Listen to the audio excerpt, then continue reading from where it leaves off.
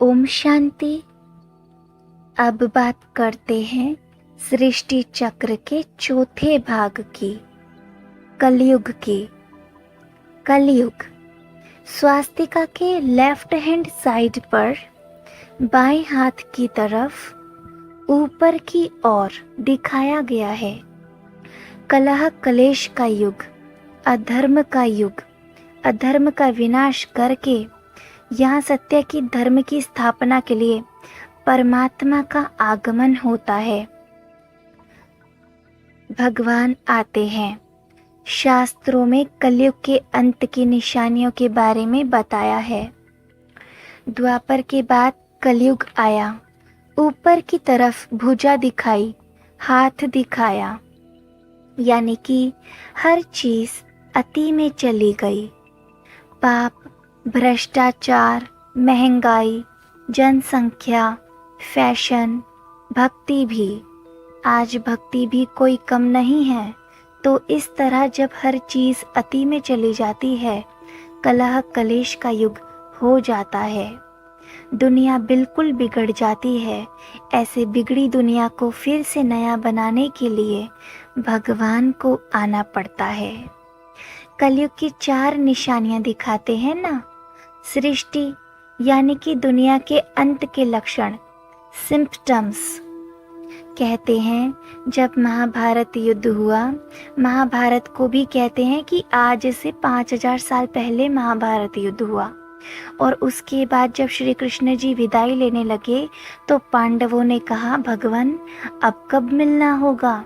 तो श्री कृष्ण जी ने कहा, जब धर्म ग्लानि का समय होगा। तो पांडवों ने कहा, हम कैसे पहचानेंगे कि ये धर्म ग्लानि का समय है? तो श्री कृष्ण जी ने कहा कि जाओ, चारों दिशाओं में जाओ, और जो विचित्र यानी कि अजीब चीज दिखाई दे उसको देखकर आकर मुझे बताओ। पांचों भाई लौटकर आए और हैरान कर देने वाली घटनाओं का बातों के बारे में बताने लगे। सबसे पहले युधिष्ठिर ने कहा, मैंने एक हाथी देखा जिसकी 2 सूंड थी। अर्जुन ने कहा, मैंने एक ऐसा पक्षी देखा जिसके पैरों में वेद शास्त्र बंधे हुए थे और उसके पंखों पर मंत्र लिखे हुए थे, परंतु वह मांस का भक्षण कर रहा था। भीम ने कहा, मैंने एक ऐसी गाय देखी जो अपने ही बछड़ी का दूध पी रही थी। नकुल ने कहा, मैंने 3 कुएं देखे। पहला कुआं भरा था, लेकिन उसके पास एक खाली कुआं था। इन दोनों से दूर एक भरा हुआ एक तीसरा कुआं था जो खाली कुएं को पानी दे रहा था। सहदेव ने कहा, मैंने एक पहाड़ से ऐसा पत्थर फिसलते देखा जो रास्ते के सारे पेड़ों को गिराते हुए आ रहा था। वही पत्थर एक घास के तिनके के सहारे रुक गया। इस तरह सबने श्री कृष्ण को अपनी बात बताई। तब भगवान ने इन सभी का आध्यात्मिक रहस्य, सीक्रेट, राज बताते हुए कहा कि 2 सूंड वाला हाथी राज्य सत्ता का प्रतीक है। धर्म ग्लानि के समय का राजा राजनीतिज्ञ, पॉलिटिशियन, अमीर और गरीब दोनों से खाएगा। दोनों से लगान के रूप में, टैक्स के रूप में पैसे वसूल करेगा। उसके मन में दया और सेवा की भावना नहीं रहेगी। जो पक्षी मांस खा रहा था, मतलब कि कलयुग के अंत में कहे जाने वाले जो ब्राह्मण, पंडित, पुजारी सभी मंत्रों के ज्ञाता होते हुए भी, मतलब उन्हें मंत्रों का, शास्त्रों का ज्ञान होगा, तब भी भ्रष्ट आचरण वाले होंगे। जो कलयुग में जो इंसान होंगे धर्म ग्लानि के समय, भले ही वो कहे जाएंगे कि वो ब्राह्मण हैं, पंडित है, पुजारी हैं, सभी मंत्रों के ज्ञाता हैं, शास्त्रों के ज्ञाता हैं, सभी शास्त्र पता है, ज्ञान पता है, सभी ज्ञान की बातें पता है, लेकिन भ्रष्ट आचरण वाले होंगे। यानी कि करप्टेड बिहेवियर वाले होंगे। और गाय के द्वारा बछड़ी का दूध पिया जाना इस बात की निशानी है कि कलयुग के अंत में माता पिता भी बेटी का कमाया हुआ खाएंगे। 3 अलग अलग कुओं का रहस्य, सीक्रेट यानी कि राज है। धर्मग्लानि के समय इंसान अपने माता पिता और बहुत ही नज़दीक रिश्तेदारों से दूर हो जाएंगे और दूर दराज के लोगों से मदद लेंगे और लेन देन करेंगे। पहाड़ से गिरता हुआ पत्थर धर्म की गिरावट की निशानी है। इस गिरावट से बड़े बड़े विद्वानों का भी विनाश हो जाएगा। अंत में तृष्णा समान हल्के बिंदु रूप भगवान शिव के द्वारा मानव मात्र को ज्ञान योग की शरण दी जाएगी, तब गिरावट बंद होगी। तो अब आप लोग समय से पूछिए, क्या आज ये समय नहीं है? 5000 साल पहले भी वो समय बताते हैं, आज फिर वही समय दिखाई दे रहा है। तो ऐसा जब समय आ जाता है तो इस कलयुग के अंत में एक छोटा सा युग होता है 100 साल का, जिसे संगम युग कहते हैं, जिसमें खुद परमात्मा आकर एक बहुत ही साधारण इंसानी शरीर में परकाया प्रवेश करते हैं और जिसको प्रजापिता ब्रह्मा नाम देते हैं। तो जो आत्मा ज्ञान योग से अपने जीवन को पवित्र श्रेष्ठ बनाती है, वो पवित्र दुनिया सतयुगी दुनिया में जाती है। जो लोग नहीं बनाते वो सजाए खाकर ऊपर परमधाम में चित्र में देखिए आप सामने, यहाँ जाकर बैठ जाती हैं।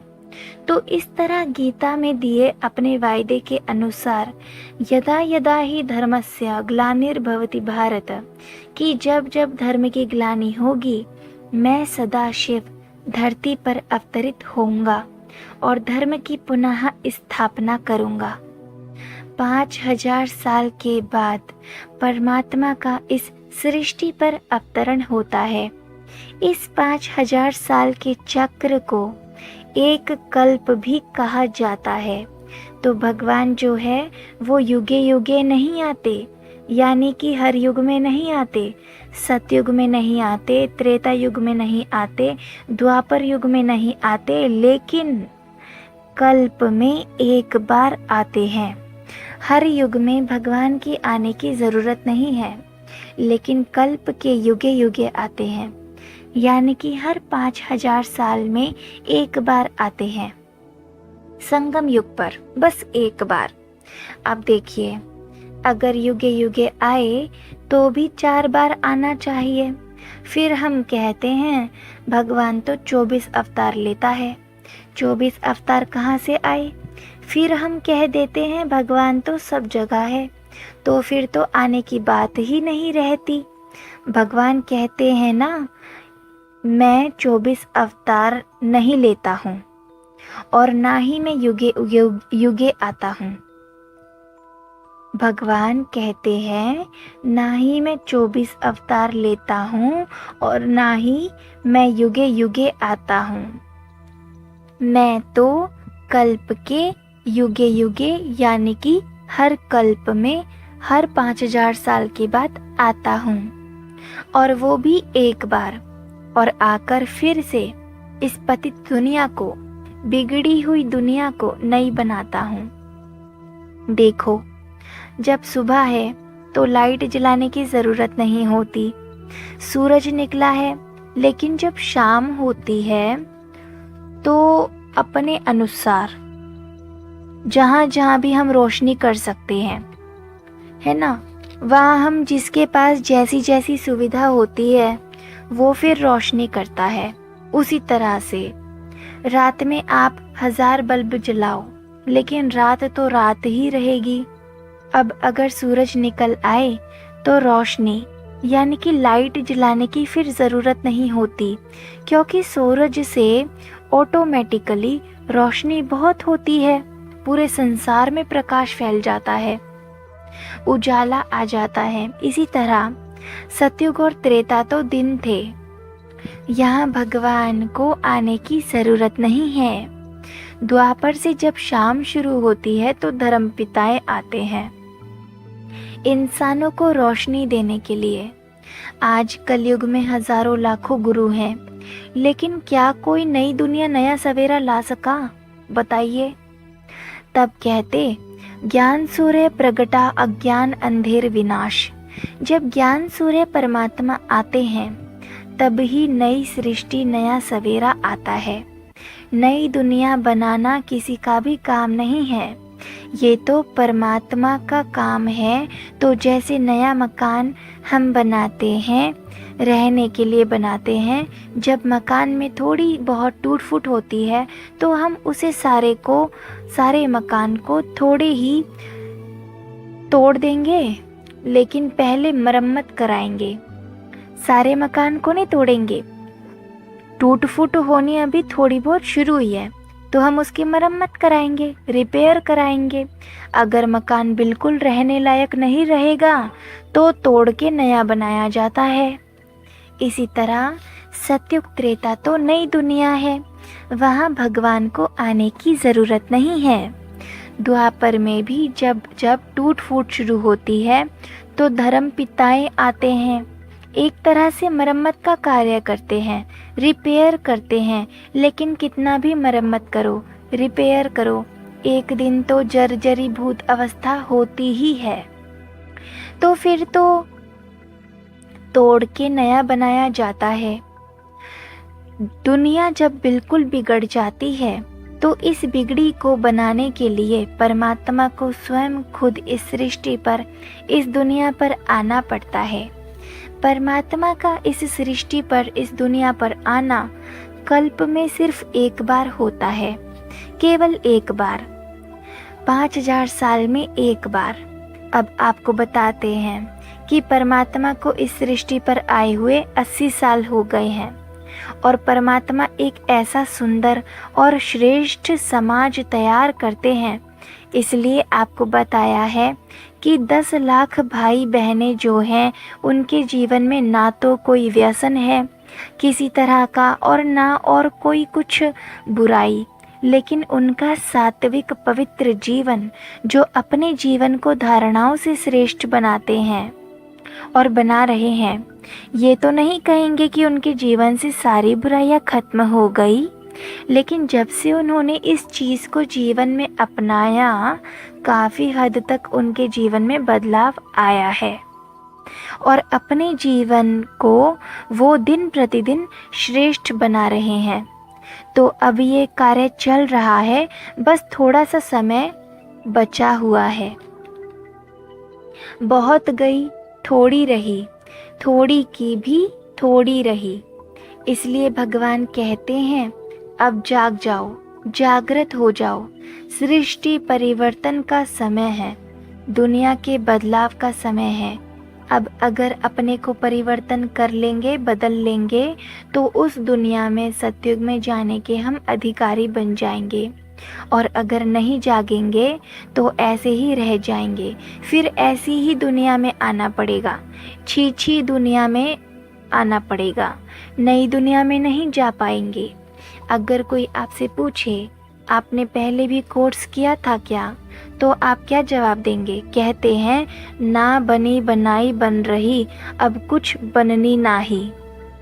5000 साल पहले भी आपने ऐसे ही कोर्स किया था, अब फिर से कर रहे हैं। हर 5000 साल के बाद ये ड्रामा, सृष्टि चक्र, वर्ल्ड ड्रामा साइकिल हूबहू रिपीट होता है। जैसे कोई कैसेट बन गई, आप कितनी भी बार चलाएंगे टीवी में या कहीं पर भी, हूबहू वही सीन आएंगे जो पहली बार आए थे। इस तरह से बना बनाया ड्रामा भी अविनाशी है, 5000 साल बाद हूबहू रिपीट होता है। इसलिए कई बार ऐसा होता है ना कि जब हम पहली बार किसी जगह पर जाते हैं, लेकिन कई बार लगता है कि जैसे मैं पहले भी यहाँ आ चुका हूँ, या कोई सीन आपको लगेगा, कोई बात ऐसी लगेगी जैसे ये बात पहले भी हो चुकी है, ये हादसा पहले भी हो चुका है, क्योंकि आत्मा के अंदर वो 5000 साल की रिकॉर्डिंग भरी हुई है। क्योंकि 5000 साल पहले इसी जगह पर मैं आया था, या मैं पहले भी यहाँ आ चुका हूँ, क्योंकि 5000 साल पहले मैं यहाँ इसी जगह पर हूबहू ऐसे ही आया था। अब दोबारा आया हूँ। एकदम दिमाग में याद आता है। 5000 साल में ये चक्र साइकिल हूबहू रिपीट होता है। पहले भी आप ऐसे ही आए थे, फिर 5000 साल के बाद भी फिर आओगे। तो इसका ज्ञान परमात्मा इसलिए देते हैं कि बच्चे, जो कुछ भी हो गया है, बीत गया है, उसको बीती सो बिंदी लगा दो। जैसे पता चले कि नाटक चल रहा है, शूटिंग हो रही है, तो एक्टर जो हीरो होता है वो कितना सतर्क हो जाता है, अलर्ट हो जाता है कि हम जो करेंगे वो सब शूट होता है, रिकॉर्ड होता है। इसलिए अब हमें क्या करना है कि जो हमारे कर्म हैं, हमारे एक्शंस हैं, उन पर ध्यान देना है, अच्छे से अच्छा करना है, ताकि मेरी अच्छी रिकॉर्डिंग हो, सब कुछ अच्छा अच्छा रिकॉर्ड हो। तो 5000 साल का ये सृष्टि चक्र है। परमात्मा का अवतरण इस संगम युग के समय होता है। इस समय परमात्मा साधारण तन में प्रवेश करते हैं।